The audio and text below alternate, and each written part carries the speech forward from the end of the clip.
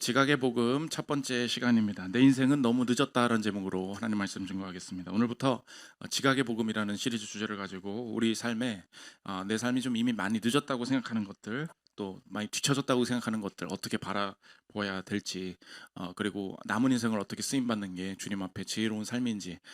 젊음만 지각을 느끼는 것이 아닙니다. 우리가 그냥 학교 갈 때 지각하는 것도 있지만 대학 입시 가운데 내가 좀 뒤처졌다 느끼기도 하고요. 회사 안에 들어가도 그 안에서 또 지각이 느껴져요. 나는 부서를 잘못, 언제 저 부서 가나, 언제 저 직급에 올라가나, 계속해서 연차가 뒤처지고 승진이 뒤처지고, 이 지각의 느낌이 끊임없다는 것입니다. 돈도 마찬가지죠. 많이 모았다고 생각했는데 미리 뭐 이렇게 뭐 자산을 샀다, 뭐 투자를 했다, 이런 사람들 팍팍 치고 나가는 거 보면 야, 너무 뒤처지고 따라잡지도 못하겠다. 모든 인생에 지금 이 시대가 우리를 압박하는 게 무엇입니까? 지각이에요. 젊은 사람만 그런 것 같지만 뭐 이렇게 나이가 먹으면 안 그렇습니까? 뭐 나이 뭐 일찍 은퇴해가지고 뭐 아들이 뭘 해줘가지고 뭐 어디 사업을 일궜다는 둥, 나는 이제 뭐 그건 신경 안 써도 된다는 둥, 나는 하루 먹고 살기 바쁜데, 그리고 몸이 너무 허약한데, 뭐 건강과 뭐 모든 게 부족할 게 없는 중년의 인생들을 바라보면은 느껴진 게 뭡니까? 난 도대체 뭐 한 거야? 평생 열심히 살았거든요. 열심히 살았는데도 이게, 그럼 지금까지 뛴 건 도대체 뭐야? 뛴 거의 결론이 넌 지각입니다. 그러니까 죽기 직전까지 지각이라는 생각이 든다는 것입니다. 그래서 지각이라는 이 지각의 느낌을 제대로 처리하지 않으면 내 삶에 다른 결정들 할 수 있다는 거예요. 내가 예, 나이가 있든 젊든지 간에 지각을 어떻게 바라봐야 되느냐, 오늘 성경의 포도원 품꾼 비유를 통해서 보여주고 계신데, 오늘 첫 번째 주제인데, 지각의 해석이에요. 해석. 지각을 어떻게 바라보느냐. 성경적인 관점으로 지각을 바라보면서 시작을 해야 되잖아요. 그래서 개론적으로 보고 우리의 실제적인 좀 구체적인 것들도 조금 다룰 수 있으면 다룰 건데, 차례로 보겠습니다. 세 가지로 나눠서 볼 건데, 첫째로 지각의 해석입니다. 오늘 천국을 설명해 주시는 거예요. 천국은 어떤 곳이냐? 이른 아침에 나간 집주인과 같다 이야기합니다. 한 데나리온씩 품꾼들과 약속을 하는 거예요. 제 3시에 갔다, 이거 유대인의 시간 계산법입니다. 그러니까 아주 단순하게는 6시간을 더하면 돼. 그래서 내가 3시에 나갔다 그러면은 오전 9시다, 그 뜻이라고 생각을 하면 돼요. 그러니까 우리가 출근했다, 정시에 와가지고 일 시작하게 한 사람이 있다. 그래서 6시에 갔다, 9시에 갔다, 그렇게 하면은 이제 여섯 6시간씩 하면은 6시다 그럼 12시가 되는, 정오가 되는 거죠. 9시가 되면 제3시가 되는 거고. 그런데 이제 마지막에 11시에도 들어갔다 이렇게 나와요. 그럼 6을 더해 보면 오후 5시잖아요. 6시 퇴근하잖아요. 퇴근하기 1시간 전에 누가 취업했다는 거야. 그리고 1시간 일하고 가더라. 근데 똑같은 돈 받더라. 6절 보십시오. 제11시에도 나가보니, 오후 5시라는 거예요. 나가보니 서 있는 사람들이 또 있는지라 이르되 너희는 어찌하여 종일토록 놀고 여기 서 있느냐. 이르되 우리를 품꾼으로 쓰는 이가 없음이니이다. 이르되 너희도 포도원에 들어가라 하니라. 그래서 오후 5시에 왔는데 똑같이 일하기 시작을 했다. 근데 마지막에 이제 정산을 해서 일봉을 줘야 되는데, 먼저 아침부터 일했던 사람들이 왜 똑같이 줍니까? 우리는 훨씬 많이 일했는데. 그러니까 주인분이 얘기하시죠. 집에나 가. 내 마음대로 하겠다는데 네가 무슨 상관이야? 이야기한다는 것입니다. 10절. 먼저 온 자들이 와서 더 받을 줄 알았더니 그들도 한 데나리온씩 받은지라. 받은 후 집주인을 원망하여 이르되 나 죽은 이 사람들은 1시간밖에 일하지 아니하거늘 그들을 종일 수고하며 저희를 견딘 우리와 같게 하였나이다. 그 주인의 그 중에 한 사람에게 대답하여 이르되 친구여, 내가 내게 잘못한 것이 없노라. 내가 나와 한 데나리온의 약속을 하지 아니하였느냐? 네 것이나 가지고 가라. 나 죽은 이 사람에게 너와 같이 주는 것이 내 뜻이니라. 내 것을 가지고 내 뜻대로 할 것이 아니냐? 내가 선함으로 내가 악하게 보느냐? 집에 가세요. 내가 내 마음대로 했어요. 하신다는 것입니다. 이게 천국이에요. 질문은 천국에 무엇이 없는가? 이렇게 물어봐야 돼. 천국에는 무엇이 없는가? 천국에는 지각이 없다는 것입니다. 이게 성경의 관점이에요. 천국에서 늦게 왔기 때문에 손해 보는 것이 있어요, 없어요? 없어요. 하나님이 약속하신 한 데나리온을 받는다. 하나님이 약속하신 그 합당한 대가를 다 받는다. 그러면 천국에서 늦게 왔기 때문에 손해 보는 게 없다. 그거를 내 삶에서, 오늘의 삶에서 한번 생각해 보십시오. 어떤 부분에 내가, 보통 우리가 뭐 맨날 CCC나 IVF나 이런 데 가면은 뭐 하나님 나라가 임한다 뭐 그런 거 배우잖아요. 그러니까 그걸 적용을 해보라고. 하나님 나라가 이미 내 땅에 왔다 뭐 그런 얘기 배우지 않습니까? 그러면 우리가 천국엔 지각이 없대. 근데 내가 지금 예수 믿고 하나님 나라가 이 땅에 임해요. 그러면 무슨 말입니까? 내가 어떤 부분에 있어서, 직장에 있어서 깨달음을 늦게 얻었어요. 그리고 늦게 철들었어요. 이 세상이 이렇게 돌아간다는 걸 늦게 이해했어요. 늦게 근해 공식을 깨달았어요. 늦게 삼각함수를 깨달았어요. 늦게 내가 깨닫는 게 늦게 이제 적분을 알았어요. 내 인생에 늦게 이제 이게 돌아가는 거구나 늦게 알았어요.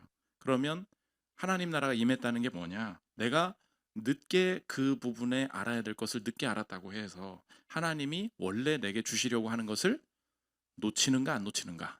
오늘 성경은 뭐라고 대답해요? 절대 놓치지 않는다.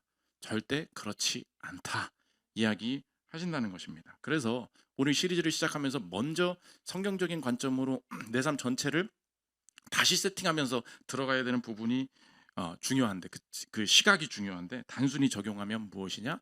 하나님 나라에서 지각은 없다는 거예요. 없다. 지각은 없어요. 오늘 5시에 왔는데 한 데나리온 받았다. 하나님이 그때에 맞게 부르셨고 그때에 맞게 주셨다. 그러니까 세상에서는 내가 늦었다 느껴진다니까요.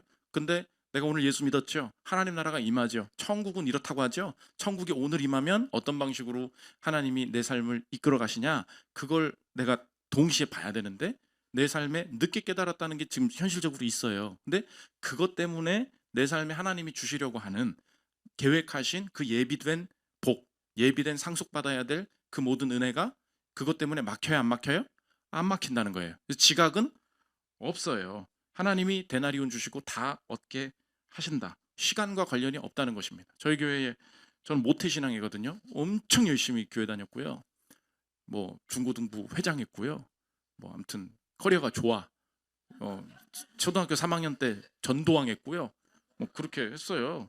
한 번도 뭐 교회 밖을 나가본 사람이 아니에요. 절대 안 갔. 뭐 수학여행 간다 그래도 뭐 꼭 가야 돼? 뭐 그랬어요. 뭐 교회 가야지. 뭐 그런 급이 좋다고. 근데 김현수 목사님 뭐야? 길바닥에 있었던 사람이에요. 미안합니다. 학교를 다녀본 적이 없는 사람이야. 주일학교를 몰라요. 뭐 하고 있어요? 우리 교회 주일학교 교장 선생님이에요. 학교도 안 나온 주제에 교장하고 앉았다. 미안합니다. 학교도 안 나온 주제에 주일학교 교장하겠다고 저기 앉아 있잖아요. 교장 애들 데리고 수학여행 간다고 일본 가잖아 혼자. 나는 안 가요. 아니, 어느 날 보고서를 가져온 거야. 일본 비전 트립 일정. 딱 보니까 김현수 목사님 그러면 목사님 같이 가요? 네. 저는요. 안 가지. 설교 준비해야죠. 그래요? 갔다 오세요. 제가 그랬어요. 수구리 됐어 수구리. 가야지. 근데 한번 생각해 보십시오. 아니 학교를 나왔기 때문에 주일학교 나왔기 때문에 학생회 회장부 해야 뭐 이렇게 된다. 그렇지 않아요. 근본이 없는 존재예요. 여기까지만 하겠습니다. 너무 심하게 욕하면은. 근데 학교 안 나왔고 학교가 뭔지도 모르는데 하나님이 그냥 주권적으로 목사를 부르셨어요. 그리고 너 보고 자녀들 이 어린 다음 세대들 맡으래. 그럼 하는 거예요. 그럼 자기 마음속에 생각이 들 수 있겠죠. 난 경험을 안 해봤는데 나는 거기 안 다녀봤는데 그 마음이 들 수 있잖아요. 근데 그것 때문에 하나님이 내가 이 사역을 맡을 때 주시고자 하는 그 은혜가 막혀요 안 막혀요? 안 막힌다고. 그게 지각이 없다는 뜻이야. 그러면 질문. 이 땅에서 지각이 있잖아요 목사님. 있는데 없다 그래. 그리스도인들 그 말하는 게 제일 싫다는 거야. 내가 지금 돈 늦게 버는 게 맞고 결혼 늦은 게 맞고 학력 늦은 게 맞는데 뭘 없긴 없어. 그러니까 적용이죠. 적용은 뭐냐? 겹쳐 있는 상황이라는 걸 이해하라는 것입니다. 언제나 하나님 나라의 관점이 그거야. 우리 배웠죠. 이미와 아직 사이에 있다고. already. 이미 하나님이 이 초림 예수님이 오셨고 주님 장차 십자가 일 다 하셨고 장차 다시 오실 거죠. 다시 오시는 이 재림이 남아 있어요. 그래서 우리 이 땅의 시대를 성경에서 뭐라고 구분지어요? The last days 이런다고. 근데 그걸 히브리서 1장에 보면 말세에는 이렇게 말해요. 말세에는. 그러니까 말세는 전쟁 많이 나고 뭐 이렇게 해서 말세가 아니라 예수님의 초림부터 재림까지를 말세라고 하는 거예요. 그러니까 예수님이 이미 다 행하셨어. 그런데 그게 완성이 안 돼. 하나님 나라의 완성은 아직 안 왔어. 그래서 already but not yet. 이미와 아직 사이에 산다. 그러면 하나님 나라가 임했는데 그게 충분히 완성되지 않은 상태에서 내가 이 땅을 산다라고 할 때 꼭 명심해야 될 적용이 뭐냐? 겹쳐 있는 상태라는 걸 이해해야 된다는 거야. 세상에 가면은 여러분한테 그 학점 안 된다고 그 나이로 안 된다고 늦었다고 말을 한다니까요. 그걸 고치려고 하지 말아요. 그걸 고치는 게 아니야. 하나님 나라라는 거는 그 자체를 리셋해야 된다는 게 아니에요. 마지막에 주님 오실 때 그 일이 벌어지는 거고, 내 삶에 지금 학교를 늦게 갔습니다. 내가 자퇴하고 방황 좀 했었습니다. 내가 뭐 대학에서 휴학을 되게 오래 했습니다. 취업 진짜 늦었어요. 뭐 다 있다니까요. 그대로 다 있는데 거기에 이미와 아직 이 사이에 하나님 나라의 시선이 겹쳐지는 거야. 그러면 세상 속에서는 내가 분명히 부족한 지각한 부분이 있어요. 근데 동시에 내가 믿음의 시선으로 같이 열리는 게 뭐예요? 이것 때문에 내가 지금 이 일을 하거나 뭘 시작하는데, 이것 때문에 하나님께서 이 이후에 내 삶에 주실 이 은혜가 막혀요, 안 막혀요? 안 막힌다고. 그 이거 별거 아닌 말 같죠? 그 믿음이 오래 걸려. 내가 지각했다고 느낀 이 생각 때문에 이거를 복구하려는 현실적인 일만 한단 말이에요. 근데 성경은 뭐라 그러냐? 하나님 나라에 지각이 있어요, 없어요? 없대, 없대. 이 세팅 자체로 충분하다는 거예요. 갑자기 김현수 목사님이 주일학교 좀 경험하고 올게요. 되냐고. 안 되잖아요. 안 돼. 근데 내 마음에 뭐가 들겠어요? 내 경험을 안 해봤는데, 내가 뭐 스펙이 적은데, 이 생각하지 말라고. 하나님께서 오늘 맡기시는 일 중에 내 지난 이 지각했다는 느낌 때문에, 경력 때문에 막히는 게 없다. 그래서 내 인생에 겹쳐져 있는 상황이다. 이걸 이해해야 된다. 그게 지각을 바라보는, 이 하나님 나라 관점에서 바라보는 시선이 된다는 것입니다. 두 번째, 그 해석이 적용인데 두 가지만 할게요. 첫째로, 그러므로 내가 어떤 일을 시작할 때 이 땅에서 늦었다라고 느껴지는 방식의 시도는 하나님의 뜻이 아니라는 것입니다. 이렇게 분별해야 돼요. 다시 뭐라고? 내가 이걸 막 하려고 그래. 목표를 세웠어. 새해 목표를 세웠잖아요. 근데 이걸 딱 세우는 순간 느낌이 같이 들어. 어떤 느낌이냐? 늦었다. 내가 이제 시작하는 게 너무 늦었다. 이런 식으로 목표를 세우는 것은 하나님의 뜻이 절대 아니라는 것입니다. 예를 들면 학벌에 대해서 열등감을 느끼는 거야. 뭐 어떤 대학교에 한 3학년쯤 됐다고 합시다. 제가 3학년인 애가 아직도 그런 얘기하는 거 봤어. 외국어 영역에 25번 문제 아직도 기억난대. 자기가 그 3점을 맞췄으면 내가 3계단을 올라갔다는 거야. 그런 게 마음에 있을 수 있죠. 그럼 마음에 무슨 마음 들겠어요? 그것 때문에 내가 지금 학벌 자체가 뒤쳐졌다는 거야. 그러면은 그 학벌을 고치려고 무슨 생각을 하겠어요? 내가 교환학생을 가든지 편입을 하든지 뭐 다시 시험을 보든지 그런 얘기를 하겠죠. 그거 하지 말라는 얘기가 아니야. 근데 한번 한다고 생각해봐. 하는 순간 내 마음에 무슨 마음 들어요? 늦었지 나는. 이거 훨씬 더 2배, 3배 빠른 속도로 따라 붙어야지 않으면 안 된다. 그 마음 들잖아요. 그게 뭐라고요? 하나님 뜻 아니라고. 그러면 재수하면 안 됩니까? 그 뜻이 아니에요. 내가 목표를 잘못 세운 걸 수 있어. 한번 생각해 보십시오. 고3이야. 이제 공부 시작해. 근데 목표를 세웠어. 너 목표가 뭐니? 서울대요. 그럼 걔 저한테 데려와요. 그럼 한 대 맞아야 돼. 너 지금 그럼 고3 때 공부를 시작하는 거, 그건 하나님 나라 관점에서 지각이 아니에요? 아니에요. 여기서 다시 공부를 지금 고3 때 해보겠다. 이건 지각이 아니라니까. 목표를 잘못 설정했을 수 있다고. 목표가 뭐예요? 서울대래. 그럼 그걸 설정한 순간 내 느낌 뭐예요? 늦었죠? 그거 하나님 뜻이 아니에요?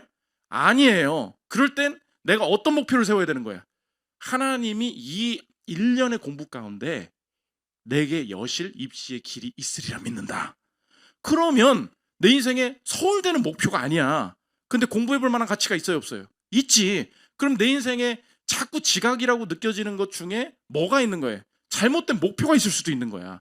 거기서 일하지 말란 얘기가 아니에요. 그렇게 할 수 있어요. 근데 하나님이 내 인생에 지각은 없다 하셨어. 그러면 이 상황, 이 여건에서 하나님이 어떤 정도의 목표를 가지고 도전하게 하실까라고 할 때, 기도 중에 그런 생각을 하다가 마음에 불이 확 붙은 게 있어요. 맞아. 여기까지 한번 최선 다해보자. 그럼 내가 참 멋질 것 같아. 하나님 앞에서 참 주님이 주신 좋은 목표인 것 같아. 그 불이 확 붙는다고. 그러면 남들이 서울대 가든 남들이 어디 가든 그 생각이 안 든다는 것입니다. 그러니까 특별히 여러분의 인생이 지금 결정할 때 애들이 다 거기 가 있대. 그래서 나도 가야 되는데 거기 레드오션이에요. 오늘 한번 생각해 보십시오. 그냥 뒤늦게 따라가려고 하는 거 있죠. 따라가지 말라는 얘기, 따라갈 수도 있지. 근데 하나님께서 주신 길이 맞는지 1번 확인해야 되고, 만약 간다면 목표가 잘 설정되어 있는지 그거 확인해야 돼요. 걔는 서울대가 목표일 수 있어. 나는 아니라니까요. 그 지각했다고 느끼게 만드는 건 전혀 뜻이 아니다. 제가 지각인 것 같아서 아예 안 간 길이 하나 있어. 그게 외교관이에요. 나 외교관 되려고 그랬거든. 말했죠. 게임 아이디가 리틀 디플로맷이었다고. 공부는 안 하고 게임했으니까 외교관이 될 리가 있냐. 나 지금 외교관이라는 존재가 참 멋진 존재다. 근데 고등학교, 대학교 때 주변에 그걸 추구하는 사람들을 많이 만나본 거야. 보니까 너 아빠가 뭐야? 너 아빠가 외교관이래. 그래서 평생 해외에서 산 거예요. 그리고 뭐 한 2, 3개국 돌아다녔네. 뭐 이상한 언어도 하고 영어도 너무 편해. 그래서 뭐 이걸 준비를 한대. 그렇구나. 그럼 얘랑 같이 내가 이제 외교관 시험을 봐야 될 거 아닙니까? 그럼 어떻게 해야 돼요? 난 영어 공부부터, 내가 맨날 말했잖아. 토종딱이라고. 그거부터 해야 될. 토종딱도 당연히 외교관 할 수 있지. 근데 자꾸 그거를 해보려고. 저 외교부도 견학 가고 그랬어요. 외교관이랑 얘기도 다 해보고 시험 뭐 봐야 되나 알아보고. 결론 너무 늦었다. 너무 늦었다. 근데 그게 한탄이 되지 않았어. 내가 갈 길이 아니구나. 딱 그 생각이 드는 거예요. 너무 늦었다고 생각하는 거 있잖아요. 그거 내 길 아니에요. 확 버렸어. 근데 너무 감사해. 목사 됐잖아요. 내가 원치도 않는 나라 가가지고 그거, 나 그거 진짜 싫어하는 거 하거든요. 김치찌개가 꼭 있어야 되는 사람이란 말이야. 하나님이 저 국내에 있어야 되는 거 아셨어. 나 한 사람 교회 목사가 훨씬 좋아요. 그 내가 너무 늦었다고 생각하는 거, 하나님이 뜻하시는 방향이 아닐 수 있다. 그래서 여러분의 인생의 중요한 통찰 중에 하나가 뭐냐? 지각한다고 느껴지게 만드는 거 하나님 뜻 아니라 그랬죠. 대부분 그 지각이 어떤 느낌으로 오냐? 대부분 남의 인생과 비교할 때 그 느낌이 온다는 것입니다. 맞죠? 목표를 남의 거랑 똑같이 잡은 거야. 언제 저게 되냐? 그러니까 같은 회사에서 일해도, 같은 학교에서 일해도 맨날 지각했다는 느낌이 드는 거예요. 내 하나님과 나 사이에 정한, 내가 얻고자 하는, 이 시기 가운데 얻고자 하는 그 가치, 그죠? 그 목표, 그거를 내가 없으니까 누구랑 비교해요? 거기서 세상 자기 목표 따라가는 그 사람의 목표가 내 삶에 스며들어오는 거지. 오늘도 꼭 명심하세요. 그 취업 준비하시는 분들도 있고, 주변 사람들이 뭐 가는 거 중요하지 않아. 오늘 내 인생에 내가 이 취업의 시즌 가운데 어떤 식으로 일해서 어디에 트라이 해보겠다, 그리고 이걸 얻어내기를 원한다, 하나님 앞에 딱 그 느낌이 있을 때 확 사라지는 게 있어. 조급함이나 늦었다라는 생각이 아니라, 야, 하나님이 내게 주신 11시에 왔던 그 사람, 그 사람에게만 주실 수 있는 그 데나리온을 향한 목표구나. 나 이거 해볼래. 그럼 그거 있어요? 그걸 분별해야 된다고. 그러니까 첫 번째 적용이 뭐냐? 지각이라고 느껴지게 만드는 거는 방향이 잘못됐거나 목표가 잘못됐거나 비교하지 않는 내 삶의 목표를 세워야 된다. 두 번째, 그러므로 후회는 복음이 아니라는 것입니다. 후회하면 안 돼. 후회가 뭐냐? 후회가 왜 나쁘냐? 사탄적인 노래 하나 소개하겠습니다. 사탄적인 노래, 마귀의 노래. 싸이가 불렀어. 어땠을까? 이게 마귀가 주는 복음, 마귀가 주는 헛된 복음, 허무맹랑한 복음. 이거 너무 좋잖아요. 내가 가져왔어. 들어보시죠. 들어주십시오. 내가 그때 널 잡았더라면 잖아요. 지금 모든 처음 시작이 뭐야? 어땠을까? 이거 뭐예요? 후회예요. 너와 나 지금 모두 행복했을까? 마지막에 널 안아줬다면 어땠을까? 그 다음 뭐라 그래요? 왜 그랬을까? 이거 하잖아요. 내 노래방에서 맨날 그러는 거야. 그땐 사랑이 뭔지 몰라서, 사랑이 사랑인 줄 몰랐어. 그거잖아요. 여기까지만 하겠습니다. 근데 봐봐, 혼자서 그려본다? 그 다음 뭐예요? 헤어지지 않았더라면 어땠을까? 내가 그때 널 어땠을까? 잡았더라면 어땠을까? 너와 나 지금보다 행복했을까? 어땠을까? 마지막에 널 어땠을까? 안아줬다면 어땠을까? 너와 나 지금까지 함께했을까? 계속해서 사탄이 말하는 거예요. 어땠을까? 어땠을까? 어땠을까? 이건 마귀의 노래, 마귀의 노래. 미안합니다, 싸이가 좋아하는데. 여러분 그런 생각 가지면서 노래 들어본 적 없습니까? 이 얘기를 막 듣잖아요. 그럼 막 상상이 돼. 그때 그 여자친구, 그때 그 남자친구, 요때 요렇게 했으면, 요때 그 사람한테 연락 한 번 더 했으면 어땠을까? 어땠을까? 어땠을까? 그때 그 주식 샀으면 어땠을까? 그 아파트 샀으면 어땠을까? 그때 이직했으면 어땠을까? 하이닉스로 갔었어야 되는데 어땠을까? 삼성을 팔지 말 걸 어땠을까? 내 얘기 아니고 없다고. 그러니까 여러분 이거 그냥 가요 같죠? 이거 계속 듣잖아요. 그 상상만 계속 한다고. 근데 여러분 적용해. 진짜 적용해야 될 게 뭐냐? 오늘 아침에 섭리 배웠죠? 섭리에 다른 평행 우주는 없어요. 적용이 너무 어려워? 다시, 하나님 섭리에 다른 평행 우주는 없다고. 이렇게 됐으면 저렇게 될 것이다. 그 세계 자체가 존재하지 않아요. 역사는 단방향이야. 하나님이 이 모든 걸 사용하셔서 자신의 뜻 하나를 이루신다고. 그 하나님이 하시는 모든 일이 선하신 줄 믿으십니까? 그럼 여기서 내가 다 놓쳤고 다 헛되게 살았고 거기에 힘이 있지 않아요. 그 모든 재료를 사용하셔서 그것이 하나님께 영광되게 하시는, 내 삶을 가지고 이걸 주권적으로 이끌어 가시는 하나님의 역사의 진행에 이 섭리에 힘이 있는 거지. 내 삶이 이렇게 바꿨으면 어땠을까? 여기에 가장 잘못된 전제가, 왜 후회를 하면 안 되죠? 후회에 잘못된 전제가 있어. 오늘에 대한 확신이 없을 때 우리가 후회를 해요. 근데 후회의 잘못된 전제가 뭐냐? 지난 날이 바뀌었으면 더 좋은 일이 펼쳐질 것이라는 허황된 전제가 있어요. 그러니까 내가 그때 그걸 샀으면, 내가 그 사람이랑 안 헤어졌으면 가정이 바뀌었죠? 근데 그 다음에 바로 나도 모르게 그냥 전제를 해버리는 게 뭐야? 지금보다 상황이 어떻게 됐을 거라는 거예요? 좋아졌을 거라는 거야. 누가 그랬어요? 그런 거 없어요. 내 오늘 상황이 어떨 때, 내가 만족스럽지 않을 때 그 생각을 한다고. 지금이 너무 만족스럽지가 않은 거야. 그때 어떻게 해요? 후회해요. 근데 후회에는 잘못된 전제가 있다고. 잘못된 전제가 뭐라고요? 이렇게 바뀌었으면 지금보다 뭐 했을 거라고? 좋았을 거라고. 안 좋아질 수도 있잖아. 실제로 안 좋아질 수 있다는 걸 가지고 소설 쓴 게 있어. 오늘 그 어떤 일은 그냥 벌어진다 오전에 책에 소개했죠. 가장 대표적인 예가 히틀러야. 히틀러가 2차 대전에 유대인들을 학살했잖아요. 그럼 우리 생각이 그거야. 히틀러를 초장에 잡았어야 된다. 그런 느낌 들잖아요. 그러면 어땠을까잖아 이게. 히틀러를 잡았더라면 어땠을까? 숨겨진 전제가 뭐예요? 더 좋았을 거다. 더 좋지 않을 수 있다는 걸 가지고 소설 쓴 사람이 있어. 들어보십시오.